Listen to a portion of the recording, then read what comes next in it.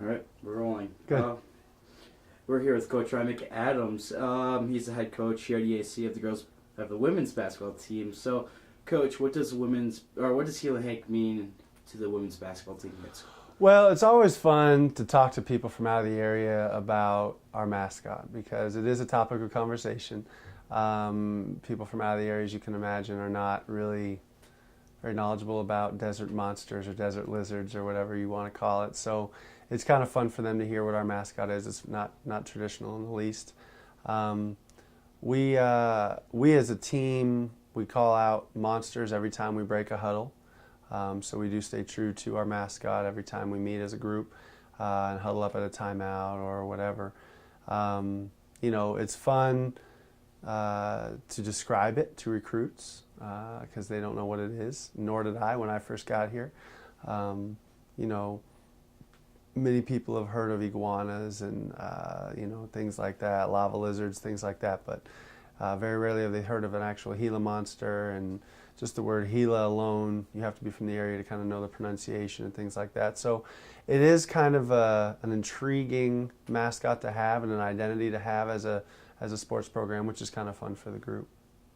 Our fan base here is a Monster Pit, and with your amazing record here at home, what has the students, aka the Monster Pit, has done for your team? Well, it's done a great job for us as a whole, just the support from the community. But to answer your question, the Monster Pit itself is a lot of fun. It tends to fill in as the second half is starting or winding through. But we're appreciative of people in the seats regardless of when they come to our games.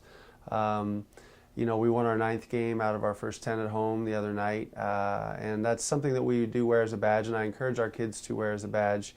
Prior to game time, I usually remind them about our home record and about our performance here.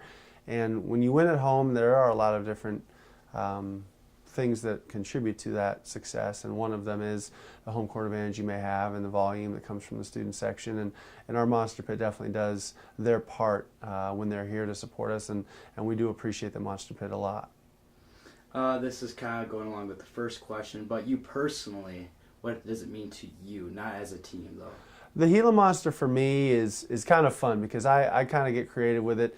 I haven't done my homework as much as I should have, this being my 6th year on campus, but from what I understand, it's not very quick, which neither was I as a player.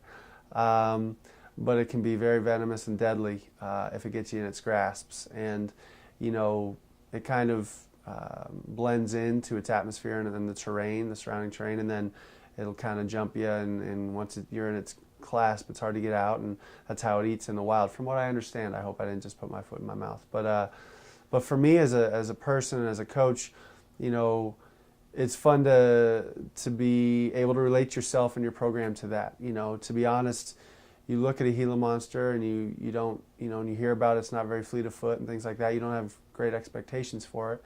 But inside and how it handles itself in the wild is, pretty violent and pretty venomous and pretty aggressive. And I liken that to, in some respects, how I've been able to coach here at EA. There weren't a whole lot of expectations out of our program when I first got the job, and yet we found a way to, not necessarily play into those expectations, but to kind of play with reckless abandon, and for myself personally to coach with reckless abandon and get the most out of my kids as I can. And, so that's been kind of fun to kind of develop a respect level from other people as a coach and as a program in which the same kind of thing can be said for the Gila Monster. And this is my last question I wrote before. Does your basketball team resemble any of the qualities a real Gila Monster have on the court or off the court? Well, give me some of the qualities that you think that you know about. Like aggressive. They're kind of passive. They're passive aggressive. Is what I was thinking of. When there is something that is bothering them, they will attack. Mm-hmm. Is there any way that Absolutely. And I think that in sports, you have to find different ways to blend in and be a member of a family, and that's where the passive aggressiveness comes in.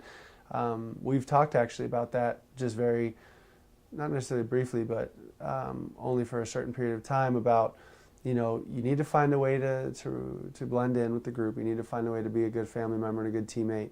But you also need to hold yourself and the group accountable.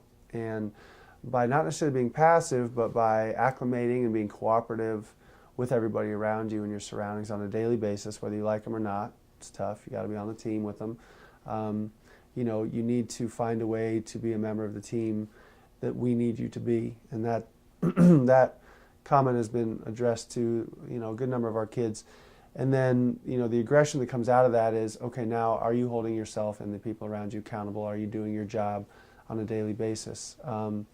You know, that resembles our group in and of itself as an individual group, but with sports and athletics, the whole fight or flight method comes to the tip of my tongue quite a bit with my kids when, you know, we're in a tough game that's more physical than we'd like, or our shots aren't going in like we'd like them to, or, you know, if something that, like you just said, that we don't like is going on or is happening to us as a group or as an individual, how do we respond? Do we fight or do we try to leave? And we have some major fighters in this group. We have a couple bulldogs that kind of lead through their fight, and some that follow but have it in them. That when we have it going and we're a physical, aggressive group, you know, we're pretty dangerous and we're pretty tough to play with and play against and deal with. So, you know, I definitely think that we have some similarities to the Gila Monster.